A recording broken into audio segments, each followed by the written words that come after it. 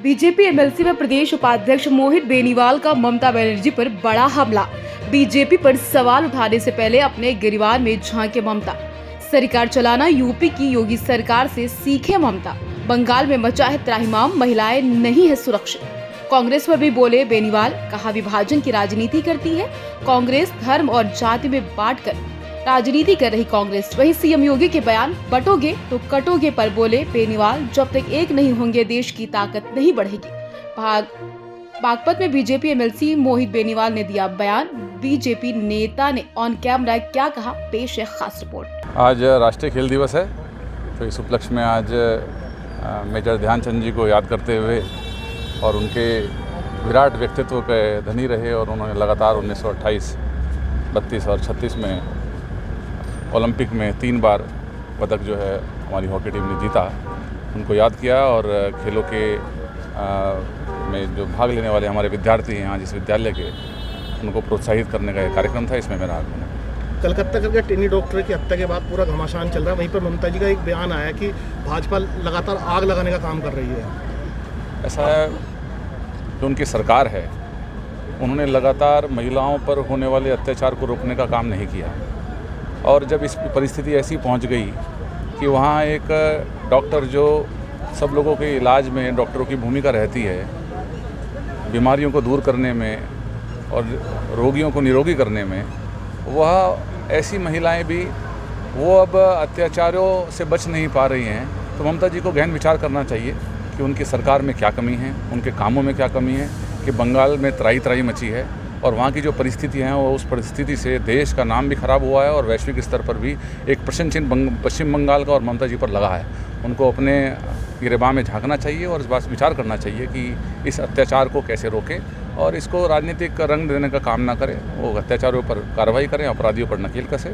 जिस प्रकार से उत्तर प्रदेश में माननीय प्रधानमंत्री जी के नेतृत्व में, योगी जी के नेतृत्व में यहाँ उत्तर प्रदेश में आज गुंडाराज समाप्त हुआ है, एक विकास की राह आगे बढ़ी है, उस राह पर उनको काम करना चाहिए। भाजपा पर ताने बाने कसने से कुछ नहीं होने वाला। मुख्यमंत्री जी के बयान को लेकर जो है विपक्ष जो है हमलावर है, भाई बयान जो है गलत है। ये बयान था कि भाई बटोगे तो कटोगे। नहीं तो देश के अंदर तो बटना ही नहीं चाहिए, देश तो एक ही रहना चाहिए। देश राष्ट्र जब एक होगा तो ताकत हो बढ़ेगी। और जैसे मोदी जी ने हमेशा कहा है कि हमें देश को गौरवशाली बनाना है, उनकी अभी विदेश यात्रा में वो पोलैंड गए, यूक्रेन गए और अनेकों देशों में गए और देश के वैभव को आगे बढ़ाने का काम वो कर रहे हैं। और आज देश को हम सम्मान के साथ अन्य देश भी देखते हैं, देश की ताकत बढ़ी है। तो जब तक आप एक नहीं होंगे तो देश की ताकत कैसे बढ़ेगी। 1947 में विभाजनकारी चीज़ें आगे बढ़ाई और कांग्रेस, हो सकता है कांग्रेस विभाजन की राजनीति करती हो, लेकिन भारतीय जनता पार्टी विभाजन की राजनीति नहीं करती। वो देश को एक साथ लेकर चलना चाहती है। उत्तर प्रदेश में भी हम सभी लोगों को एक साथ लेकर के चलना चाहते हैं और वही हमारी ताकत है, उस पर हम आगे बढ़ेंगे। राकेश टिकैत जैसे बांग्लादेश की बात करेंगे, बांग्लादेश बना देंगे, ये राकेश टिकैत ने भी कहा है। देखो, मुझे जानकारी नहीं एग्जैक्टली उन्होंने क्या कहा है, पर मैं ये कहता हूँ कि अगर बांग्लादेश के अंदर भी हिंसा होती है तो उसमें ऐसे अनेकों लोग जिनका कोई लेना देना नहीं है, उनकी भी हत्याएं होती है, महिलाओं के साथ उत्पीड़न होता है और जाति और धर्म के आधार पर बांट करके राजनीति करने वाले, चाहे वो बांग्लादेश के लोग रहे हों, वहाँ के नेतागण रहे हों, या देश के अंदर कांग्रेस, वामपंथी दल, ये लोग देश को बांट करके आगे बढ़ने का काम करते रहे हैं। वो सेक्युलरिज्म के नाम पर वो जाति पर बात करते हैं, वो धर्मों पर बात करते हैं।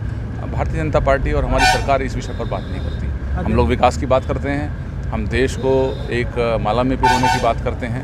देश में विकास कैसे हो, सड़कों का निर्माण कैसे हो, आम आदमी तक कैसे विकास पहुँचे और उसके जीवन में उत्थान हो, उसको लेकर के हम काम करते हैं। ये लोग धर्म को आधार पर बांटने की बात करेंगे तो फिर देश कैसे चलेगा। देश की ताकत बढ़ानी है तो एकजुटता करनी पड़ेगी। अगर जी आपकी सरकार है और जितने बागपत में स्टेडियम है, कोई भी बदहाल है, सबकी एसी चोरी है, कोई व्यवस्था नहीं है, तो अभी इन लोगों पे एक्शन क्यों नहीं होता? आज इस कार्यक्रम के माध्यम से जिलाधिकारी भी मौजूद थे, मैंने उनसे बात की और उन्हें कहा, और ख़ासतौर पर ये कहा कि युवाओं के लिए आज राष्ट्रीय खेल दिवस है, युवाओं के लिए खेलों की अच्छी व्यवस्था होनी चाहिए। मिनी स्टेडियम का भी निर्माण को लेकर के भी ज़मीन चिन्हित करेंगे तो अच्छा रहेगा और जो यहाँ पर मैदान है, जहाँ जो भी विकास से संबंधित विषय हैं उनको आगे बढ़ाना चाहिए।